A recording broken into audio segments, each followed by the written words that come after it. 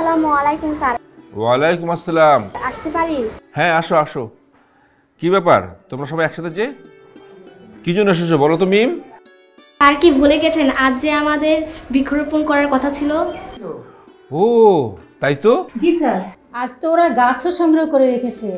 তাই নাকি? জি স্যার। দেখো দেখো কাজের চাপে আমি তো সব ভুলে বসে আছি। চলেন স্যার দেখি ছেলেরা কি করলো।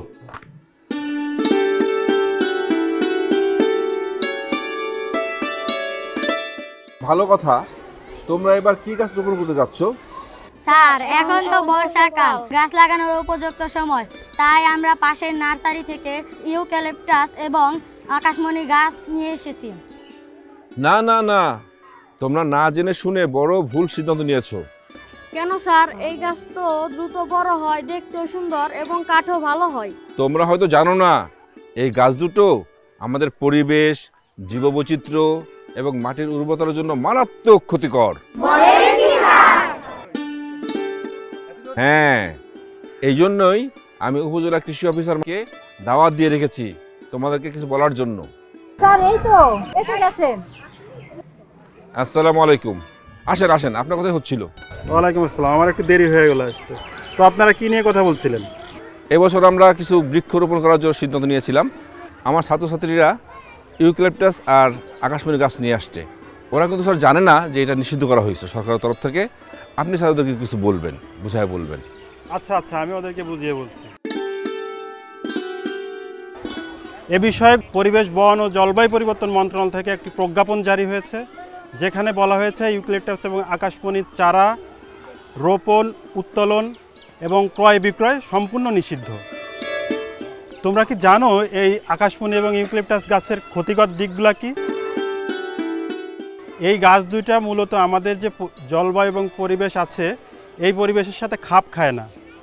আমরা যদি একই জায়গায় ইউক্যালিপটাস এবং আকাশমণি এবং অন্যান্য গাছের চারা লাগাই, তাহলে দেখা যায় যে এই গাছগুলাই বেড়ে উঠছে, অন্যান্য গাছগুলো বাড়তে পারে না, কারণ এই গাছগুলোর শিকড় অনেক নিচে চলে যায়।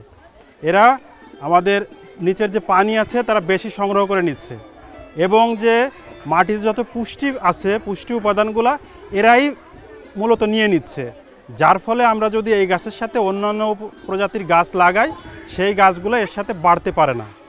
তারপরে এই গাছগুলো যদি আমরা লাগাই, এই গাছ থেকে এই গাছের একটা অ্যালিলোপ্যাথিক ইফেক্ট আছে, মানে হচ্ছে এই গাছ থেকে এক ধরনের পদার্থ নিঃসরিত হয়। এই পদার্থ যেখানে নিঃসরিত হয় সেখানে অন্যান্য গাছ টিকে থাকতে পারে না, যার ফলে আমরা দেখতে পারি যেখানে ইউক্যালিপটাস এবং আকাশমণির বাগান হয়েছে সেখানে কিন্তু ঘাসও দেখা যায় না। এছাড়াও আমাদের পরিবেশের সার্বিকভাবে এই গাছগুলো নানান ক্ষতি করে এবং বেশি পানি নিচ্ছে, যার ফলে আমাদের দেশটা একটা মরুকরণের দিকে চলে যাচ্ছে। মূলত এই কারণেই সরকার এই গাছ দুইটাকে নিষিদ্ধ করেছে। তো আমরা আগামীতে এই গাছ আর রোপণ করব না, এবং আমরা যদি রোপণ করে থাকি আগে সেটাও আমরা নষ্ট করে ফেলব। এছাড়াও কৃষি মন্ত্রণালয়ের মাধ্যমে কৃষি সম্প্রসারণ অধিদপ্তর আমরা কিন্তু নানান কার্যক্রম হাতে নিয়েছি এই গাছগুলোকে বাংলাদেশ থেকে শেষ করে দেওয়ার জন্য। এর প্রথম ধাপ ছিল আমাদের কৃষি মন্ত্রণালয় যে আমাদের একটি প্রণোদনা দিয়েছে, সেই প্রণোদনায় আমাদের বিভিন্ন নার্সারিতে যত ইউক্যালিপটাস এবং আকাশমণির চারা রয়েছে তা একটি ক্ষতিপূরণ দিয়ে আমরা কিন্তু সেই চারাগুলো নষ্ট করছি।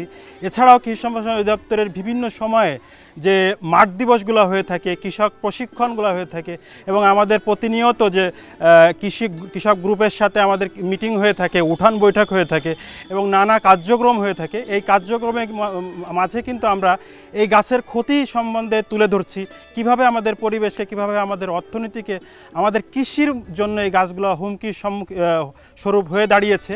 সেই বিষয়গুলো কিন্তু আমরা আমাদের কৃষকদেরকে, আমাদের সাধারণ জনগণকে, আমাদের শিক্ষার্থীদেরকে, শিক্ষকদেরকে, আমাদের বিভিন্ন ধর্মীয় প্রতিষ্ঠানের ইমাম রয়েছেন তাদেরকে, পুরোহিতদেরকে জানাচ্ছি। এছাড়া এলাকায় আমরা মাইকিংয়ের মাধ্যমে এই গাছ সম্পর্কে কিন্তু আমরা সচেতন করছি। এলাকাবাসী সরকারের সিদ্ধান্ত মোতাবেক ইউক্যালিপটাস ও আকাশমণি গাছ উৎপাদন এবং ক্রয় বিক্রয় রোপণ সম্পূর্ণ নিষেধ। এছাড়া আমাদের এই যে আকাশমণি গাছটা আছে, এই গাছের কিন্তু আপনারা দেখেছেন হলুদ ফুল, তাই না? এই হলুদ ফুলের থেকে পরাগ রেণু বের হয়, যেটা আমরা সাধারণত চোখে দেখতে পারি না, খুবই সূক্ষ্ম। এটা আমাদের শ্বাস প্রশ্বাসের মাধ্যমে আমাদের শরীরে চলে যাচ্ছে এবং তার থেকে আমাদের এই শ্বাস প্রশ্বাসজনিত যে নানা ধরনের রোগ ব্যাধি রয়েছে সেইগুলো আমরা সেই সব রোগে আক্রান্ত হচ্ছি। এছাড়া এই দুইটা গাছের পাতায় কিন্তু এক ধরনের জৈবিক উপাদান রয়েছে যেটা খুবই ক্ষতিকর। এই জৈবিক উপাদানটা থাকার ফলে এই পাতাগুলাই কিন্তু কোনো আমাদের পোকামাকড় আক্রমণ করে না, এছাড়া পাখিও কিন্তু এখানে বাসা বাঁধে না। আরও তোমরা যদি খেয়াল করে দেখো এই পাতাগুলো যেখানে পড়ে এই পাতাগুলো কিন্তু সহজে মাটির সাথে মিশে যায় না বা ডিকম্পোজিশন সেটাও হয় না, যার ফলে আমরা এই গাছগুলো থেকে রোপণ বপন থেকে আমরা সরে আসব। তোমরা জানো যে আমরা মাটির উপরিভাগে কৃষি কাজ করি, তাই না? কিন্তু এই পাতাগুলো যেখানে পড়ে সেই জায়গার কিন্তু উপরিভাগের মাটিটা এই পাতা নষ্ট করে ফেলে, এই বিষাক্ত উপাদানটা মাটিটাকে নষ্ট করে ফেলে, যার ফলে আমরা দেখেছি যে মাটির 6 ইঞ্চি গভীরতা পর্যন্ত কোনো কৃষি কাজ করা যায় না, মাটিটা পুরো কৃষি কাজের জন্য অনুপযোগী হয়ে যায়। কি আমার ছাত্রছাত্রীরা তোমরা বুঝতে পারলে তো কেন আমরা ইউক্যালিপটাস আর আকাশমণি গাছ রোপণ করব না? জি স্যার, আমরা এখন থেকে ইউক্যালিপটাস ও আকাশমণি গাছ বাদ দিয়ে ফল ফলাদি ও কাঠের গাছ লাগাতে পারি। হ্যাঁ, তুমি ঠিকই বলেছ। এই প্রজ্ঞাপনেও বলা হয়েছে এখন থেকে এই দুটি গাছের পরিবর্তে আমরা ফলদ, বনজ, ঔষধি এবং স্থানীয় অন্যান্য গাছের চারা লাগাবো। তাহলে তোমরা তোমাদের হাতের এই ইউক্যালিপটাস এবং আকাশমণির চারা নিজেরাই ভেঙে ফেলো, ধ্বংস করে ফেলো।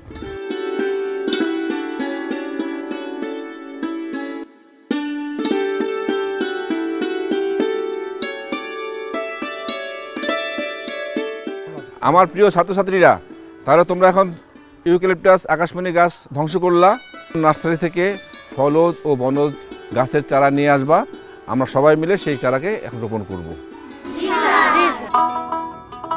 বর্ষাকালে গাছ লাগানোর উপযুক্ত সময়, ফলজ ভেষজ গাছের চারা রোপণ যেন হয়।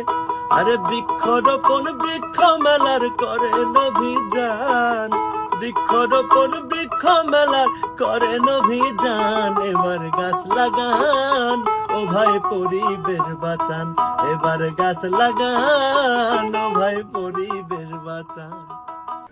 কৃষি মন্ত্রণালয় কর্তৃক একটি পরিপত্র সার্কুলার করা হয়।